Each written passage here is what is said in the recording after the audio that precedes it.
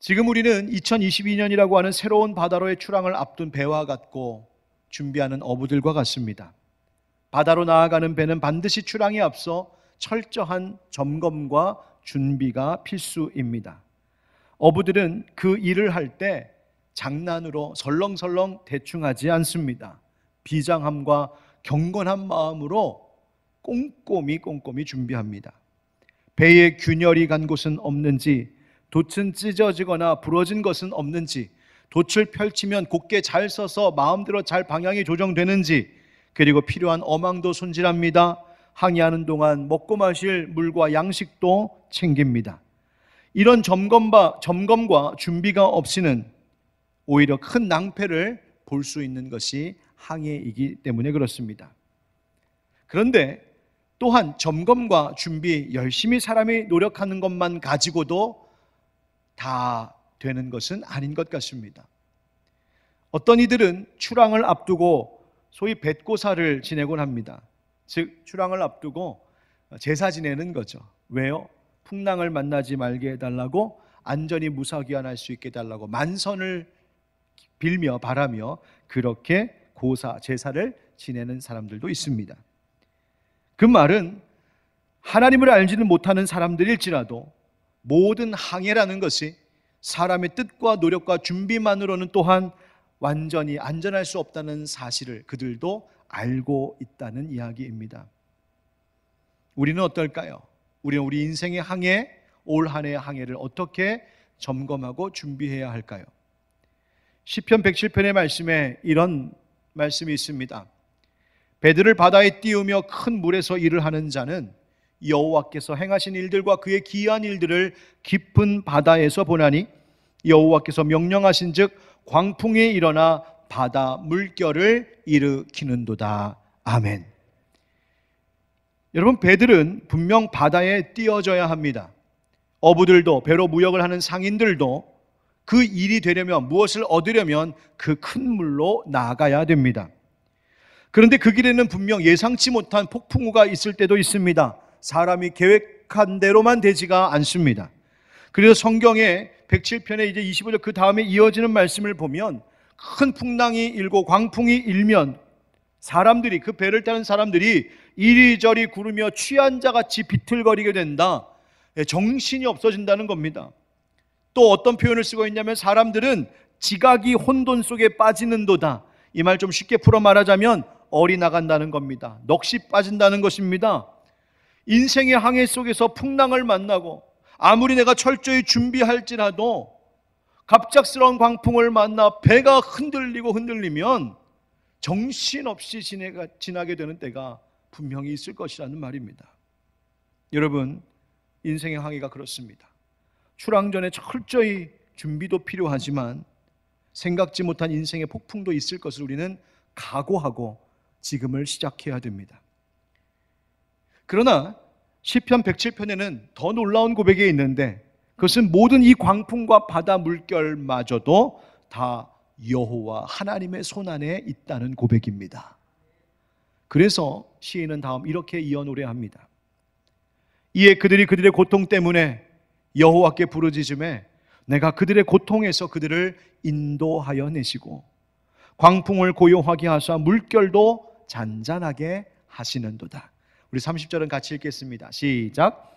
그들이 평온함으로 말미암아 기뻐하는 자에게 여호와께서 그들이 바라는 항구로 인도하시는도다. 아멘. 아멘.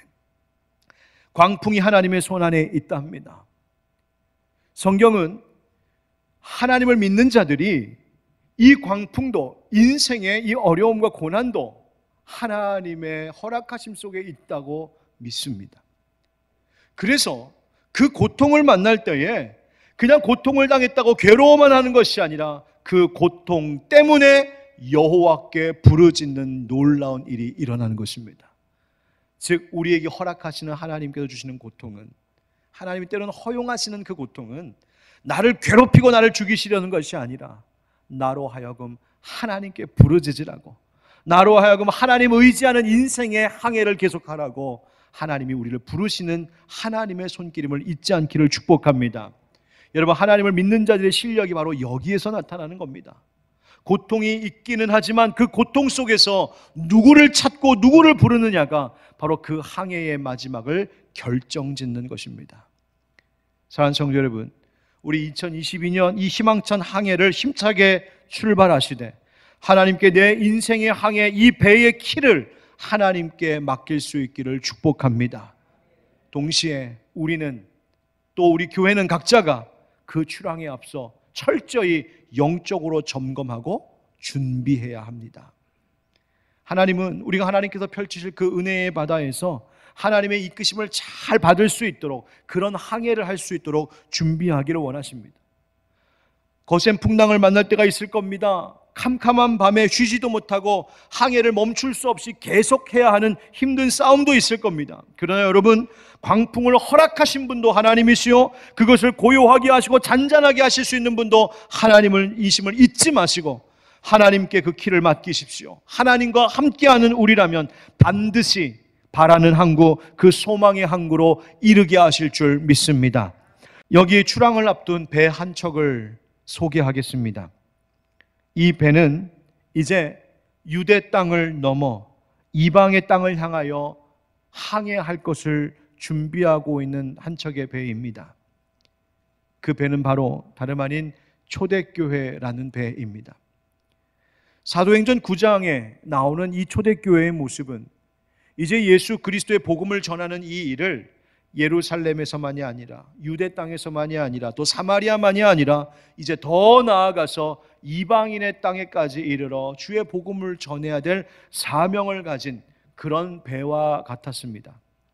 사도행전을 쭉 읽어보면 1장부터 8장까지는 사도 베드로가 이 이야기에 좀 주된 인물이 되어서 예루살렘과 유대 땅과 사마리아의 교회들이, 사도들이, 제자들이 복음 전하는 그 교회의 모습과 그리고 그 땅에 교회가 세워지는 성령의 놀라운 역사를 담고 있는 이야기, 그것이 1장부터 8장이라면 9장부터, 오늘 본문을 포함하고 있는 9장부터 끝까지는 이젠 사울, 바로 사도 바울이죠. 사도 바울이 주요 인물이 되어서 그를 통하여 초대교회가 이제 유대와 갈릴리 그리고 사마리아만이 아니라 더 나아가 이방에까지 주의 복음을 전하도록 떠나는, 그리고 그곳에 두루 다니면서 복음을 전하고 교회를 세우는 그 놀라운 성령의 이야기가 담겨져 있습니다.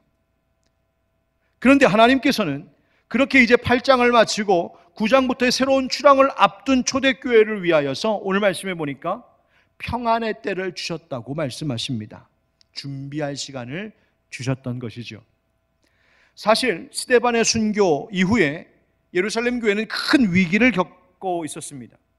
예루살렘이 핍박을 받기 시작했습니다. 믿는 그리스도인들은 결국 사방으로 뿔뿔이 흩어져야만 했습니다.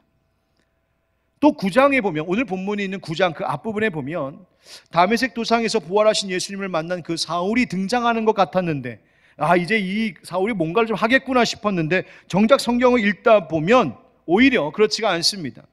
유대인들이 이 사울을, 나중에 바울이 되는 이 사울을 죽이려고 들고 예루살렘에 있는 다른 제자들도 그 교회를 핍박했던 이 사울과 함께 있는 것, 그리고 사울 때문에 임하는 유대교인들의 이 핍박이 두려워서 함께 사울과 거하기를 어려워하고 불편해했습니다.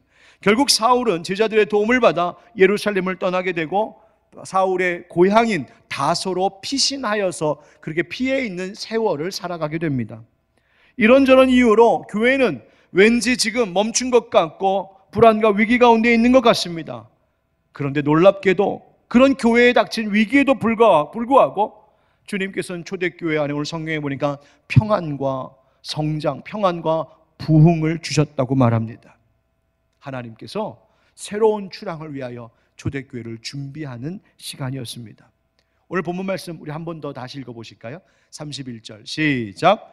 그리하여 온 유대와 갈릴리와 사마리아 교회가 평안하여 든든히 서가고 주를 경외함과 성령의 위로로 진행하여 수가 더 많아지니라. 아멘. 여러분, 이 위기 가운데 있었던 초대교회, 그러나 하나님은 이 교회를 영적으로도 수적으로 부흥하게 하시는데, 이 초대교회의 모습을 가만히 읽어보면 교회의 5가지 특징이 드러나고 있습니다. 먼저는 평안하였다 말하죠. 교회가 평안하였다.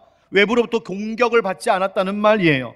그것은 당시에 정치적인 어떤 문제로 잠시 교회에 대한 이 로마 제국의 핍박이 좀 소강 상태에 있을 때입니다. 그러니까 외부적으로도 평안했어요. 물론 내적으로 하나님께서 평안을 베풀으셨었던 때가 바로 지금이라고 말하고 있습니다. 두 번째 특징은 뭐냐면 든든히 서갔다 말합니다. 교회가 힘을 얻게 되었습니다. 모양을 갖추게 되고 교회가 교회답게 그 일을 할 수 있도록 성장해 갔습니다. 세 번째 특징은 뭡니까? 교회가 주를 경외했다 말합니다. 초대교회는 주님을 경외하는 교회였어요. 네 번째는 초대교회가 성령의 위로를 받았다 되어 있습니다. 보혜사 성령님께서 함께 하시고 도우셨다는 말이죠. 그래서 결국 수가 더 많아졌다. 영적으로, 수적으로, 양적으로, 질적으로 교회가 성장, 부흥했다는 말입니다. 여러분, 이 5가지의 특징들을 가만히 살펴보면 이것이 교회의 어떠한 원인과 결과에 대한 이야기라는 것을 알 수 있습니다. 무슨 말이냐 하면 교회가 평안했다, 교회가 힘을 얻어 든든히 세워져 갔다, 교회가 성장했다, 수가 많아졌다라고 하는 것은 결과입니다. 열매입니다. 자, 그렇다면 그 결과는 어떤 원인으로 인해서 가능했을까? 바로 교회가 주를 경외하였고 성령의 위로를 의지했기 때문이었습니다. 성도 여러분, 새 시대로 나아가게 될 우리 교회와 성도들도 하나님께서 베풀어 주시는 이 평안과 부흥의 소식이 날마다 들려오기를 간절히 소망합니다. 하나님 그렇게 하실 줄 믿습니다. 여러분, 교회가 평안하여 든든히 세워져 가야 교회에 지체된 우리들도, 성도된 우리의 삶에도 평안과 사랑을 누릴 수 있는 은혜가 흘러오는 것입니다. 교회가 불안하면, 교회가 힘겨우면 우리의 삶에도 안정감을 가질 수가 없잖아요. 뿐만 아니라 앞으로 하나님께서 우리 교회를 통하여 이루어야 할 선교의 사명이 있기 때문입니다. 가정을 구원해야 되겠습니다. 우리의 생활을 새롭게 해야 되겠습니다. 지역 선교, 문화 선교, 통일 선교, 국내외 선교 등 교회는 예배드리는, 모여서 예배드리는 예배 공동체이자 동시에 교회는 선교해야 될 선교 공동체입니다. 우리 교회가 늘 중요하게 여기는 것이 바로 예배요, 그리고 선교입니다. 그렇다면 초대교회의 모습 속에서 우리가 무엇을 배우고 따라갈 때 우리가 그 일을 잘 감당할 수 있도록 평안과 든든히 세워져 가게 하시는 성장과 부흥을 하나님께서 허락하실까요? 오늘 올해의 출항을 앞두고 우리가 함께 준비하고 점검하고자 하는 것이 바로 그것입니다. 한번 따라 하실까요? 예수님만 따릅니다. 예수님만 따릅니다. 초대교회가 평안하여 든든히 서갔습니다. 그런데 여러분 기억하십시오. 평안하고 부흥하는 것에는 그럴 만한 이유가 있는 겁니다. 그 이유가 무엇일까요? 31절은 이렇게 시작하고 있습니다. 따라합시다. 그리하여. 사도행전 9장 31절, 이 일이 있을 때까지 초대교회에 있었던 앞에 모든 일들을 다 소급하여 말하고 있는 것이 바로 이 표현입니다. 그리하여 이렇게 됐다는 것입니다. 지금까지 어떤 일이 있었다는 거죠. 그렇다면 지금까지 초대교회에 어떤 일이 있었습니까? 초대교회는 성령님께서 이 땅에 오심으로 본격적으로 교회가 시작되었습니다. 불처럼 바람처럼 임하신 성령으로 초대교회 성도들, 제자들, 사도들은 뜨거웠습니다. 그 뜨거운 성령 충만함 속에 성령님 주시는 지혜와 권능으로 가는 곳곳마다 복음 전했습니다. 예수 그리스도 십자가 죽으심과 부활과 다시 오실 것을 약속하신 것에 대해서 전했습니다. 뿐만 아니라 성도들은 자기의 것, 자기의 소유와 물질과 시간과 삶을 헌신하여서 교회를 세우고 형제자매들을 돌보고 가난하고 어려운 이웃을 돌봤습니다. 그들을 가르치고 그들을 사랑으로 섬기고 치료하고 베풀었습니다. 심지어 복음을 위하여 목숨까지 바치는 순교자들이 생기기 시작했습니다. 스데반의 순교 이후로 본격적인 핍박과 고난이 시작되었지만 그 핍박과 고난 속에서 흩어진 성도들은 자기가 있는 그 자리에 숨죽이고 있었던 것이 아니라 거기서 썩어 없어지는 한 알의 미랄이 되었습니다. 거기서 예수 복음 전했단 말입니다. 그리하여서 지금 9장 31절에 열매가 있었다는 말이에요. 여러분, 그렇다면 이 모든 일은 결국 어떤 일입니까? 누가 먼저 행하셨던 일입니까? 바로 예수 그리스도께서 행하셨던 일입니다. 예수님께서 이 땅에 오셔서 우리를 위하여 섬겨주셨습니다. 우리에게 예수님께서 그 희생과 순종의 본을 보여주셨습니다. 주님께서 이 땅에서 십자가에 죽으셨고 예수님께서 그 일을 위하여서 먼저 하나님 나라를 전하시고 가르치고 고치시는 일들을 했습니다. 그 일을 예수님께서 이제 부활하시고 승천하신 후에 주님의 몸된 교회에 맡기신 겁니다. 내가 했던 것 너희도 따라하라고. 그렇습니다. 여러분, 교회는 예수님 따르고 예수님 행하신 일을 따라할 때 교회다운 교회 되는 줄 믿습니다. 많은 교회들이 초대교회로 돌아가자고 외치고 있습니다. 그런데 초대교회로의 회복이라고 하는 것은 그저 형식과 제도의 회귀가 아닙니다. 그냥 그런 겉모양을 과거로 돌리자, 그것 아닙니다. 옛것을 그저 흉내낸다고 초대교회가 되는 것이 아니란 말입니다. 초대교회로 돌아가는 것은 예수님만 따르겠다 하는 그 정신을 새롭게 다짐하는 것입니다. 사랑하는 성도 여러분, 하나님께서 초대교회와 같은 그 정신, 우리는 오직 예수님 따르고 예수님 배우고 예수님 닮아가고 예수님 우리에게 명령하신 그 일에 전심전력하겠습니다. 우리의 정신을 다시 한번 새롭게 가다듬음으로 올 한 해의 항해가 하나님께서 평안과 부흥으로 이끄시는 복된 항해가 되기를 주 예수 그리스도의 이름으로 축원드립니다. 두 번째 따라합시다. 주 하나님만 경외합니다. 주 하나님만 경외합니다. 시편 25편 14절에 이런 말씀이 있습니다. 우리 한번 같이 읽어보시죠. 시작. 여호와의 친밀하심이 그를 경외하는 자들에게 있으며 그의 언약을 그들에게 보이시리로다. 아멘. 여호와의 친밀하심이, 여러분, 이 여호와의 친밀하심이라고 하는 이 말은 어떤 것을 말하냐면 마치 테이블에 둘러앉아서 서로 마주보고 앉아서 내 속에 있는 이야기를 다 꺼내놓는 걸 이야기하는 겁니다. 그래서 하나님의 생각을, 하나님의 마음속에 있는 것을 다 털어놓으신다. 함께 앞으로의 일들에 대하여 나와 함께 마음을 열고 의논하신다, 그런 말이에요. 그것이 여호와의 친밀하심이라는 은혜예요. 즉 하나님께서 우리의 인생 가운데 이루실 일들을 알게 하시고 보게 하시는 은혜가 있다. 누구에게? 그를 경외하는 자들에게. 에베소서 5장 21절에 이런 말씀이 있습니다. 그리스도를 경외함으로 피차 복종하라. 우리 그리스도인들은 서로 복종하는 자들입니다. 내가 더 높다 하지 않고 나를 낮추어 겸손히 다른 사람들을 높여주는 자들이 그리스도인입니다. 서로 존중하고 관용을 베풀고 배려합니다. 내가 섬긴다. 그런데 그 모든 일이 바로 그리스도, 우리 주님을 경외함으로 되는 것이라고 말씀하십니다. 무슨 뜻인가요? 하나님과의 관계에 있어서도 사람과 이웃과의 관계에 있어서도 거기에는 반드시 주님을 경외하는 신앙의 태도가 있어야 한다는 뜻입니다. 경외심이 뭐예요? 하나님을 사랑하면서도 하나님을 두려워할 줄 아는 마음입니다. 즉 하나님을 사랑할 때에 하나님을 공경하면서도 하나님을 두려워하는 그 경외심이 있어야 된다는 것이죠.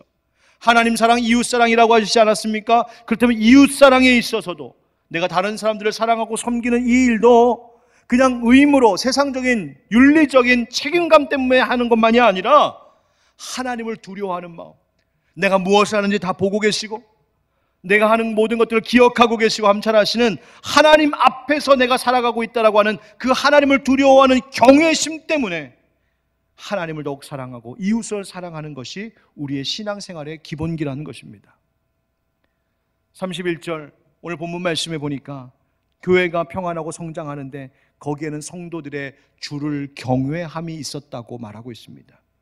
초대교회가 평안하고 부흥했던 것, 그것은 성도들의 경외심, 주님을, 주 하나님을 두려워하는 그 마음이 그 성장과 평안함의 원동이었습니다. 사랑하는 성도 여러분, 변화많은 세상, 올 한 해에도 우리를 두렵게 하는 일들이 많을 것입니다.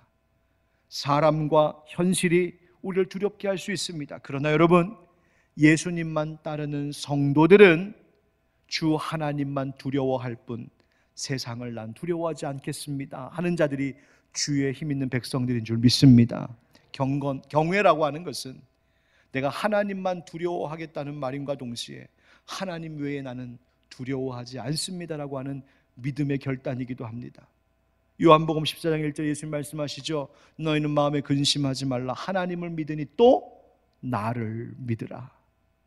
신명기 3장 22절에 너희는 그들을 두려워하지 말라. 즉 원수들, 대적들, 적군들을 두려워하지 말고 너희의 하나님 여호와께서 친히 너희를 위하여 싸우시리라. 그 우리를 위해 싸우시는 하나님만 두려워하라고 말하고 있습니다. 주를 경외함, 그것은 주님 외에 다른 것 두려워하지 않겠다는 말입니다. 여러분, 올 한 해 살아가시는 동안, 올 한 해 인생의 항해를 해나가시는 동안에 두려워해야 할 대상과 내가 두려워하지 말아야 할 것을 잘 구분할 수 있는 여러분 되시기를 축복합니다. 잠언 28장 14절, 항상 경외하는 자는 복되거니와 마음을 완악하게 하는 자는 재앙에 빠지리라. 아멘. 어떤 일이 있어도 주 하나님 항상 경외하는 자들 되셔서 우리의 삶에 재앙이 아닌 복이, 저주가 아닌 하나님의 은총이 가득한 올 한 해 사시기를, 그런 여러분의 가정과 우리 교회 되기를 예수 그리스도의 이름으로 축복합니다. 아멘. 세 번째 따라합니다. 성령의 위로만 의지합니다. 성령의 위로만 의지합니다. 여러분, 초대교회 어떻게 시작했습니까? 성령님께서 이 땅에 오심으로 시작되었습니다. 예수님은 초대교회와 모든 그리스도인들의 이 인생의 항해에 반드시 성령님이 함께 하심이 먼저 되어야 된다고 말씀하십니다. 오직 성령이 너희에게 임하시면 너희가 권능을 받고 예루살렘과 온 유대와 사마리아와 땅 끝까지 이르러 내 증인이 되리라 하시니라.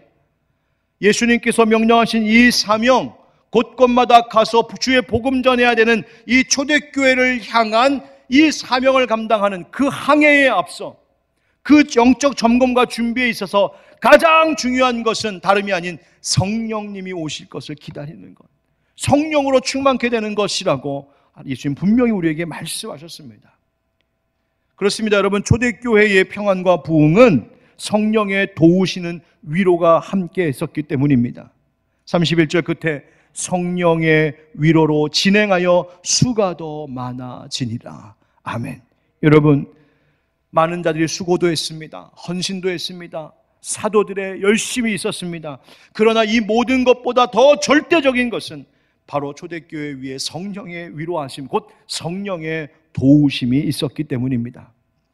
성경에 나오는 수많은 사람들이 그랬듯이 위기와 절망 중에 있는 사람들에게 하나님 주시는 최고의 선물은 다름 아닌 성령님이십니다. 하나님의 일꾼으로 부르셔서 그 일을 감당할 지혜와 능력을 얻어야 할 때도, 인생이 지치고 쓰러져 있어서 다시 일어설 힘이 필요할 때도, 내가 어디로 가야 될지 모르고 무엇을 해야 될지 몰라서 방황할 때에도 하나님께서 주시는 최고의 선물은 다름이 아닌 하나님의 영, 여호와의 영, 바로 성령님이신 줄 믿습니다. 왜 그렇습니까? 성령님은 생명을 살리시는 영이기 때문입니다. 그러므로 성령님이 도우시면, 성령님이 위로하시면 우리 다시 일어설 수 있는 줄 믿습니다. 그러므로 여러분, 사람의 위로나 세상적인 위로가 아니라, 물질의 위로가 아니라 오직 성령의 위로만 의지함으로 올 한 해 항해를 해나가는 여러분 되시기를 축복합니다. 성령의 위로로 진행하였다. 성령의 위로로 진행하였다. 여러분 모두가 멈출 수밖에 없을 때라고 말합니다. 그러나 성령의 위로는 우리를 다시 계속 진행하게 하실 줄 믿습니다. 모두가 야, 더는 나아갈 수 없구나, 여기가 끝이구나, 여기가 벼랑 끝이구나 말하는 그 순간에 성령님은 다시 시작할 수 있는 다리를 놓아주실 줄 믿습니다. 성령의 위로하심이 우리를 계속 전진하게 하는 것입니다. 그럼 여러분, 사람의 위로나 세상적 위로가 아닌 오직 성령의 위로만 의지합시다. 바로 이것이 올 한 해 우리 하늘빛 광성교회 그리고 모든 성도님들이 함께 가고자 하는 항해의 모습입니다. 이것이 출항을 앞둔 이 신년 초에 우리가 준비하고 점검할 사항들입니다. 나는 예수님만 따르고 있을까? 나는 주 하나님만 두려워하며 그분을 정말 경외하는 경외심이 있을까? 나는 성령님의 도우심, 성령님의 위로만을 구하며 살고 있을까? 초대교회에 있었던 평안과 부흥의 이 놀라운 이야기는 그 원인이 있었음을 잊지 마십시다. 그 원인이 되는 성령님의 위로, 하나님의 도우심, 그 은혜가 우리 가운데 있어서 올 한 해에도 우리 교회와 여러분 모든 가정과 모든 기업과 삶 속에 하나님의 크신 평안과 부흥의 소식들이 가득하기를 주 예수 그리스도의 이름으로 축원드립니다.